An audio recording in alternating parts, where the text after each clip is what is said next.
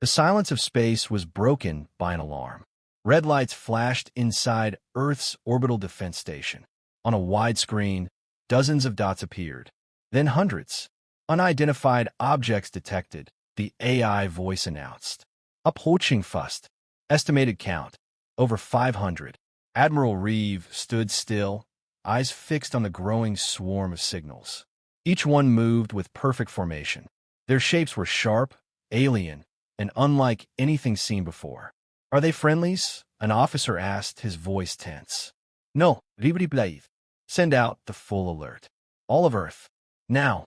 Far from Earth, hidden among the asteroid belt, the stealth warship Hopebringer floated like a shadow in the dark. Inside, Commander Alex Voss stood on the command deck. He was calm, sharp-eyed, and quiet. He studied the star map in front of him, surrounded by drifting rocks. A message alert chimed. UPA Command, said Lieutenant Merrick, the ship's comms officer. High priority. Put on screen, Voss said. The face of Admiral Reeve appeared. He looked worn and tense. Commander Voss, the Admiral began, we have a situation. An alien fleet is on approach. Massive numbers. No warning. No communication. We believe it's a direct threat. Voss nodded once. How far out? Less than 3 days. Earth's main fleets are out of range. You're the closest armed ship. A pause. Then the Admiral said, intercept. Delay them. Use the Hopebringer's stealth tech. Buy us time. Earth is not ready for this. The screen went dark. The command deck was quiet. The crew turned to Voss. They looked nervous, waiting for orders. They outnumber us badly, Merrick said. One ship can't stop them. We don't have to stop them, Voss answered. We just have to make them slow down, question themselves, and fear what they can't see. He walked to the center console. Activate stealth systems. Set course to intercept. Engines powered up with a soft hum. Lights dimmed. The ship shifted and glided silently into space. The Hopebringer was gone, vanished into the dark. One ship had just been sent to face an empire. The Hopebringer moved like a shadow through space. It was silent, invisible, and built for moments like this. The hull was coated with advanced cloaking tech. No heat, no sound, just darkness. Commander Alex Voss stood in front of the central console. The enemy fleet's position was marked in red. Hundreds of ships, large, heavily armed, and moving fast. We're 3 hours from contact range, Lieutenant Merrick said. Begin scan cycles, Voss ordered. I want to know their formation, fuel lines, and weak points. The crew got to work. No one panicked. They were trained for stealth missions. But this time it was different. This wasn't a pirate base or a rogue AI. This was a full alien invasion fleet. Voss studied the incoming data. The enemy fleet was in a tight V formation. Smaller scout ships moved ahead of the main force. Behind them, carriers and command ships followed. They're organized, Voss said. Smart, but not invincible. He zoomed in on the map. One scout ship was lagging, just slightly. There, he pointed. That's our first strike. The Hopebringer approached in silence. Hidden among asteroids, it drifted closer to the isolated scout ship. Inside the ship, tension rose. Every crew member was at their station. No one spoke unless necessary. Target locked, said Ensign Rhea, the weapons officer. Her voice was steady. Fire rail shot. Then retreat, Voss said. A moment passed. Then, Tum. The rail cannon fired a single shot. Invisible to the eye, too fast to track. It tore through space and struck the scout ship dead center. The enemy ship exploded in silence. A flash of light. Pieces scattered. Direct hit, Rhea confirmed. Good. Guess clear, Voss said. The Hopebringer slid away into the dark, just as the other scout ships turned toward the blast. Confused. Searching. But they found nothing. On the command ship of the alien fleet, High Strategist Varnak stood tall. His skin was rough and gray. His eyes were cold and sharp. A scout captain appeared on a glowing screen. Unit 7 destroyed. Unknown weapon. Unknown origin. Varnak narrowed his eyes. A primitive weapon. We detected no signal. No ship. Nothing. Varnak growled low. Find it. Quickly. Back on the Hopebringer, the crew watched the enemy fleet shift. They're moving slower now, Merrick said. Looking for us. Good, Voss replied. That's what we want. One hit at a time. Confuse them. Distract them. Make them believe we're everywhere. He looked around the room. The faces were tired but focused. This is how we fight, Voss said. We don't match them in numbers. We outthink them. The crew nodded. One ship had struck the first blow. The war had begun. The Hopebringer glided through a dense asteroid field. Jagged rocks drifted in slow motion. Some were the size of mountains. Others, no bigger than the ship itself. We've lost their line of sight, Lieutenant Merrick said. They're blind right now. Commander Alex Voss stood beside him, arms crossed. He stared at the map. Red markers showed the alien fleet slowly shifting formation. They were cautious now, searching, but they didn't know where to look. They're spooked, Voss said. Let's keep it that way. Deep inside the Hopebringer, the engineering team worked quickly. They were setting up decoy drones, small devices that could mimic ship signals and send false transmissions. Chief Engineer Lyra stepped into the command deck. Decoys are ready. 5 units. They can each send out fake signals and redirect enemy sensors. Deploy them, Voss said. Send 2 toward the moons of Jora 9. Make it look like we're trying to escape. Lida Simidit. That'll get their attention. Within minutes, 2 decoy drones launched from the ship's side. They shot off into space, blinking faint signals that copied the Hopebringer's energy signature. On the enemy flagship, High Strategist Varnak watched his screens. A technician growled, "We have movement. 2 vessels heading for the moons of Jora 9. Varnak narrowed his eyes. Fleeing? Possibly, the technician replied. Their signal matches the one that destroyed our scout. Varnak stepped forward. Send 3 hunters. I want it captured, not destroyed. While the alien hunters chased the decoys, the Hopebringer slipped back toward the main fleet. Voss pointed at the map. They've stretched their formation. Perfect. The crew prepared another ambush.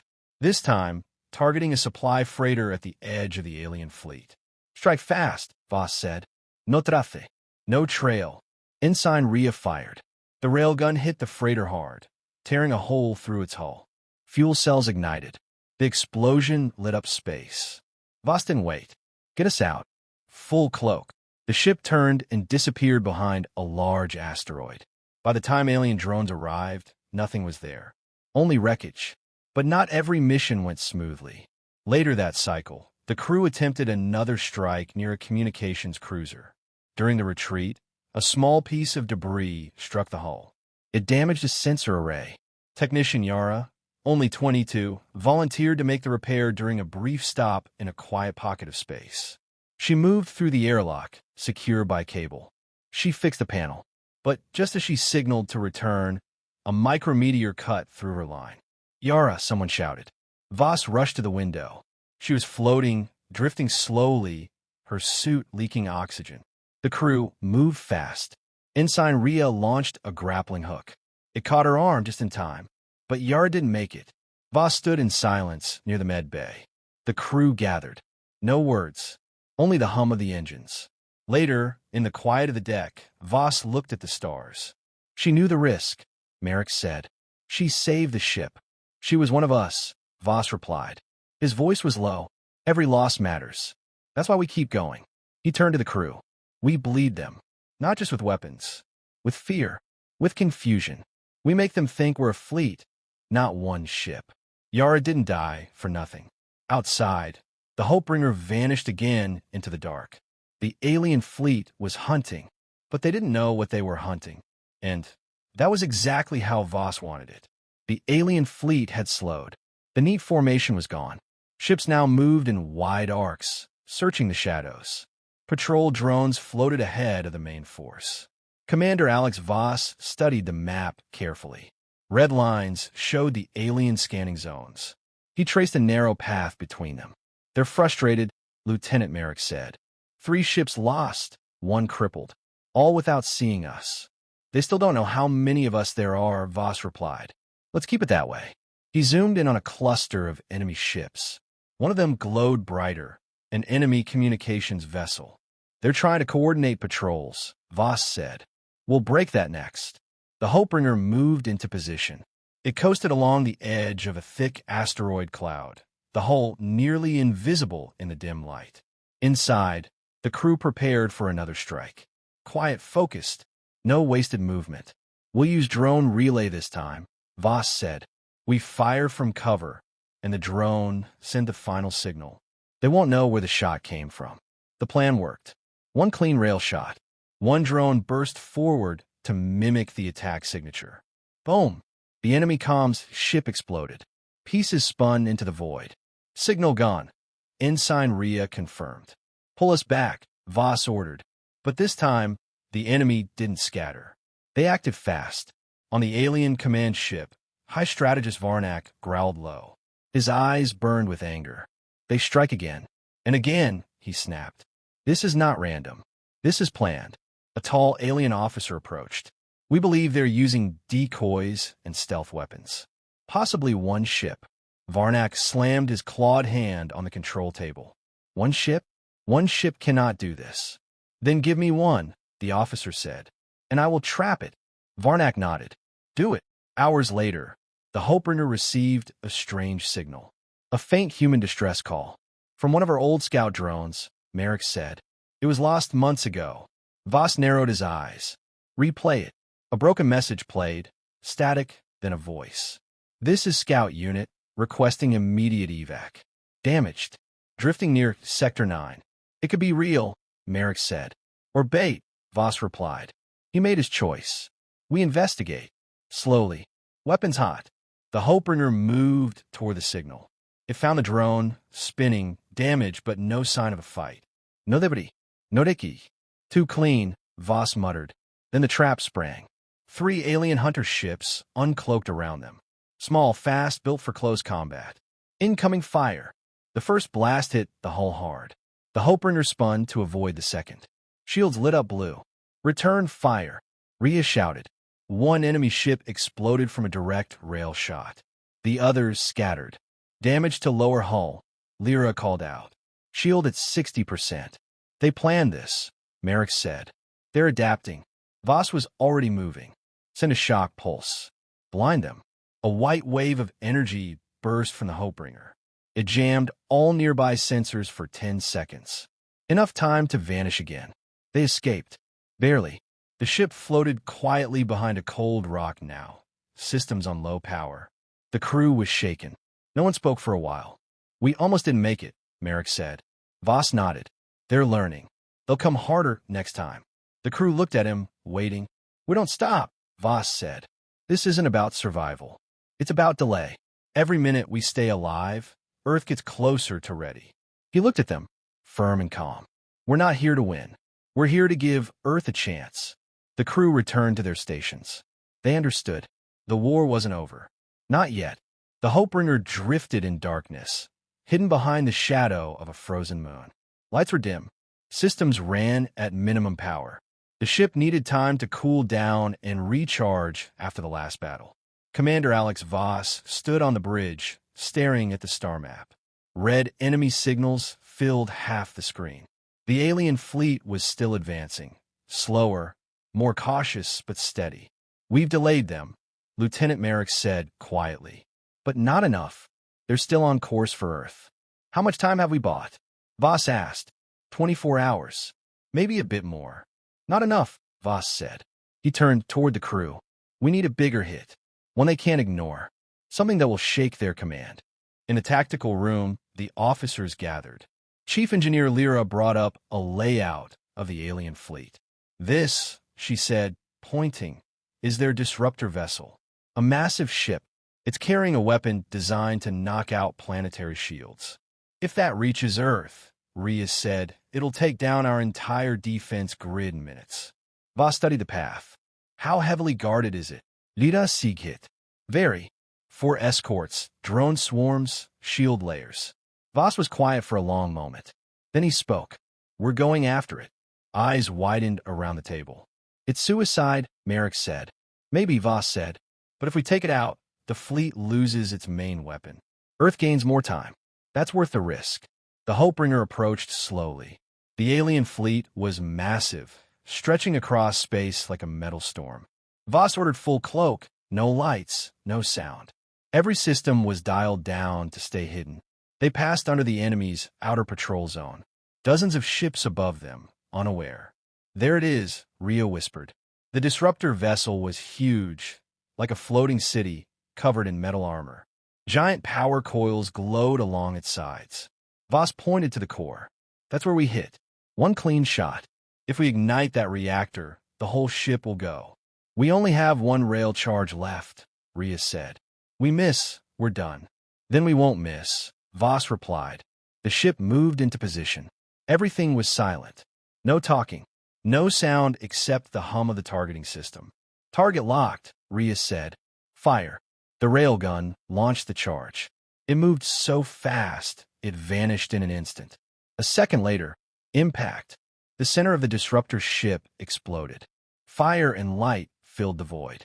Secondary blasts tore through the vessel. The escorts tried to move away, but the shock waves slammed into them. One after another, ships were knocked off course or destroyed. The fleet panicked. Pull us back, Voss shouted. The Hopebringer veered hard to the left, diving under the explosion. Flames lit up their path. Sensors shook from the force. The hull creaked, shields flared, but they kept moving. Hours later, the ship rested again, this time in a dust field between dead comets. We did it, Merrick said. That blast knocked out a quarter of their fleet's command zone. They've stopped moving. Voss nodded, but he didn't smile. Send everything we have to Earth. All our logs, fleet data, their formation, weak spots. Let Earth know what's coming, and that they can fight back. Mara transmitted the full report. Then, silence returned to the ship. The crew sat together in the dim light, exhausted but alive. We've done all we can, Voss said. Now Earth has to finish what we started. The Hopebringer floated quietly in a thick cloud of cosmic dust. Outside the hull, fragments of ancient comets drifted slowly, untouched for centuries. Inside the ship, every system was running low. Power reserves were nearly empty. Weapons were offline. Shields were weak. Commander Alex Voss stood in front of the dim star map. The enemy fleet had stopped. For the first time, they weren't moving forward. The destruction of their disruptor ship had stunned them. They're regrouping, Lieutenant Merrick said. Maybe rethinking their approach. Voss nodded. Good. That's what we needed. But they're not turning back, Merrick added. No, they won't. The crew was silent. They had risked everything and survived. Barely. But Voss knew it wasn't over. Not yet. A blinking light appeared on the comms panel. It was a weak signal, but human. UPA command received our data, Merrick reported. They're mobilizing. Earth is preparing defenses. Fleets are moving back from the outer colonies. Ria, the weapons officer, gave a tired smile. We bought them the time they needed. Voss didn't smile. Not enough. The enemy still outnumbers us. We have one last move. Voss gathered the crew in the central briefing room. We have one working fusion core left, he began. The backup. It's unstable, but it still runs. If we overload it inside their command zone, it could cause a chain reaction. You want to blow up our own core? Ria asked. Controlled detonation, Voss explained. We eject the core. Set a timed overload. We cloak and get out before it goes. Lida Fronit. If the timing's wrong, we won't escape the blast. We'll get it right, Voss said firmly. They launched the plan at dawn cycle. The Hopebringer glided through empty space, avoiding patrols and broken wrecks. The alien fleet was scattered, still shaken. Voss picked their most central ship, a massive carrier. He guided the Hopebringer into position beneath it. Chief Engineer Lyra entered the core room alone. She adjusted the timer, connected the detonation link, and secured the release clamp. Core ready, she reported. Detonation in 3 minutes after release. Eject it, Voss ordered. The core dropped silently into space, glowing with unstable energy. Now move. Full speed. Full cloak. The Hopebringer veered away, engines burning low to avoid detection. Behind them, the fusion core drifted straight toward the enemy carrier. 3 minutes later, the void lit up. A white flash, then a wave of fire. The enemy carrier exploded. The shock hit nearby ships, setting off more blasts. The chain reaction spread through the center of the fleet. Flames danced across metal. Command signals went silent. Alien ships turned and scattered. Some ran. Some fired blindly. High Strategist Varnak's command ship tried to restore order. He shouted at his officers in a strange, guttural language, but his voice was drowned by the sound of failure. One human ship had just shattered the heart of the Armada. The Hopebringer coasted far away, hiding behind a broken moon. Systems were failing. The ship was damaged, low on power, but the crew watched the enemy retreat. "We did it," Merrick said. "They're falling back." Voss stood slowly. He didn't speak for a while. Then he looked at his crew. "We weren't supposed to survive this," he said. "But we did, and now Earth will." Outside the ship, the stars burned quiet again. The stars were quiet now. The fire was gone. The enemy fleet, what remained of it, was retreating into deep space. Their ships, damaged and disorganized, left behind wreckage and silence. From a safe distance, hidden near a dark gas giant, the Hopebringer floated like a ghost. Its hull was scarred. Its systems flickered, but it was still intact, still alive.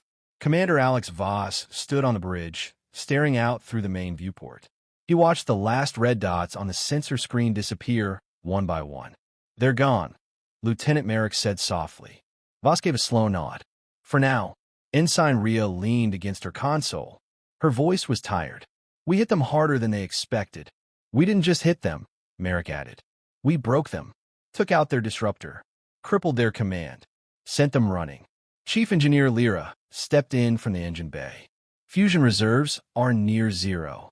We won't be jumping anywhere for a while." Voss turned toward them. "We're not running. Earth has time now. That's all we needed to give." Merrick smiled slightly. "Think they'll write songs about us?" "No songs," Voss replied. "Just time. Time for Earth to be ready." Later, in the comms room, Voss recorded his final mission log. His voice was calm, steady. "Commander Alex Voss. Mission log, final entry. We engaged a superior enemy. Outnumbered, outgunned. We survived. The Hopebringer was the only ship close enough to respond. We delayed the fleet, destroyed their key weapon, damaged their chain of command. Earth now has the time it needs to prepare. We've sent all recorded data, ship logs, and enemy weaknesses. Our work is done.